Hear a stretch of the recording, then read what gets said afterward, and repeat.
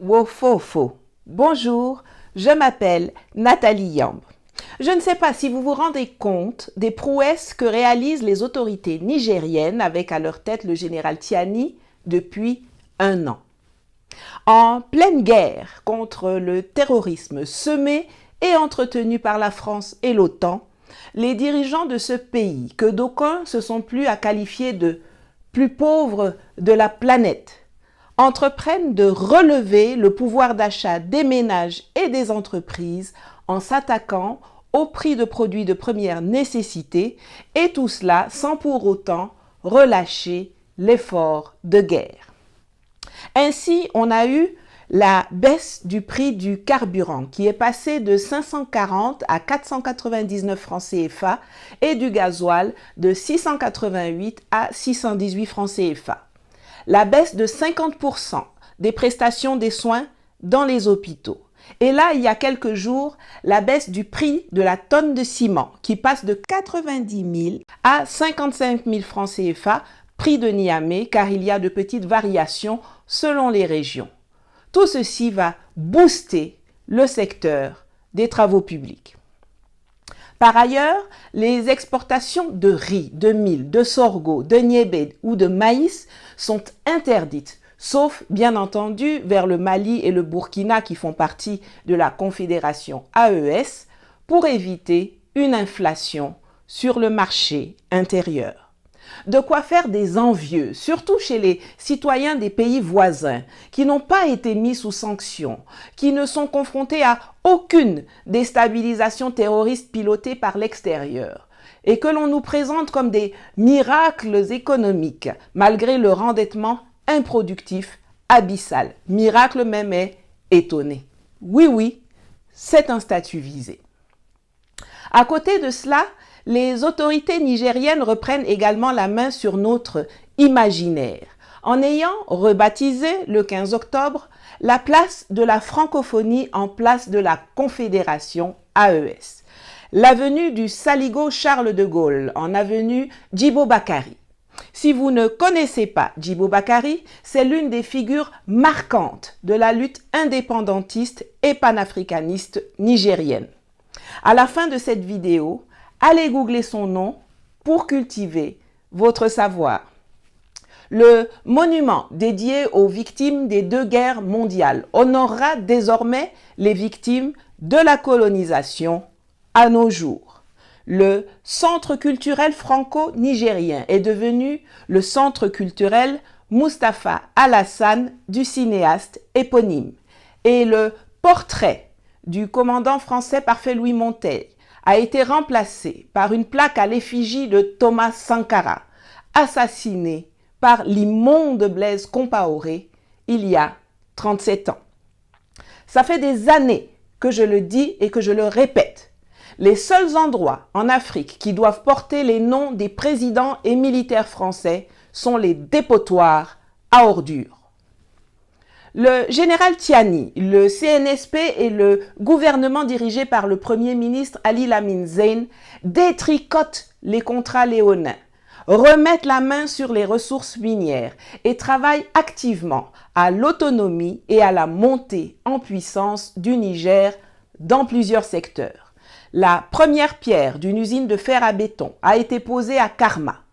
Le processus de construction d'une nouvelle raffinerie et d'un complexe pétrochimique d'une capacité de 100 000 barils jour minimum à Dosso a été lancé.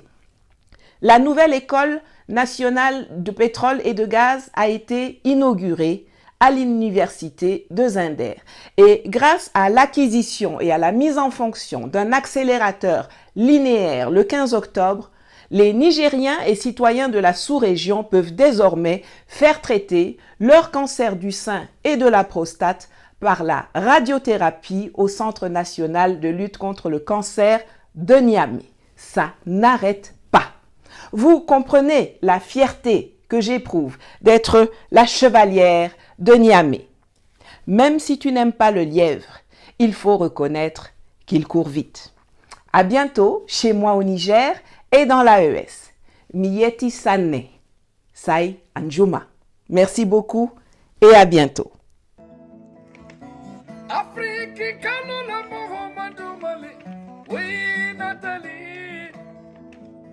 Hello, my name is Nathalie Yamb. Do you realize the remarkable strides made by Niger's authorities under General Tiani in just 1 year? Despite fighting a war against terrorism fueled by France and NATO, the leaders of this alleged world's poorest country are boosting household and business purchasing power by cutting the cost of essential goods, all while maintaining their war efforts. Here's what has been done. Gasoline prices dropped from 540 to 499 CFA and diesel from 688 to 618 CFA. Healthcare costs in hospital cut by 50%. Cement prices slashed from 98 to 55 CFA in Niamey with minor regional variations. On top of this, exports of rice, millet, sorghum, cowpea and maize are banned except to Mali and Burkina Faso within the IES Confederation to prevent inflation. This progress is turning heads, especially in neighboring countries, free from sanctions and external destabilization, yet incapable of such major social improvements. Niger's authorities are also reclaiming our cultural identity. On October 15, Francophonie Square was renamed AES Confederation Square. Charles de Gaulle Avenue became Djibo Bakari Avenue, a key figure in Niger's independence. Google him to learn more. The monument for the two world wars now honors the victim of colonization up to today. The Franco-Nigerian Cultural Center is now the Mustafa Alassane Cultural Center after the renowned filmmaker. And a plaque of Thomas Sankara replaced the portrait of French commander Parfait Louis Montet. Sankara was assassinated 37 years ago by the despicable Blaise Compaoré. I've said it for years. The only places in Africa that should carry the names of French presidents and military officers are dumps and landfills.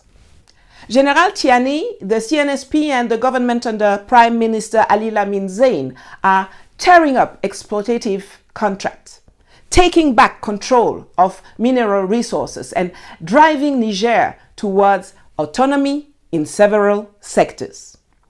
A new rebar factory is under construction in Karma.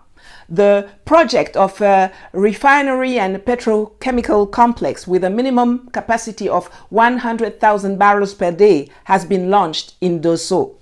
The National School of Petroleum and Gas was inaugurated at Zender University, and as of October 15, Nigerians and neighboring citizens can receive radiotherapy for breast and prostate cancer at the National Cancer Center in Niamey.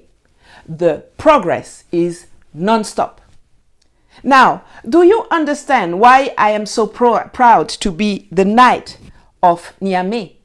Even if you dislike the hair, you have to admit it runs fast. See you soon in Niger and in the AES Confederation, the place to be.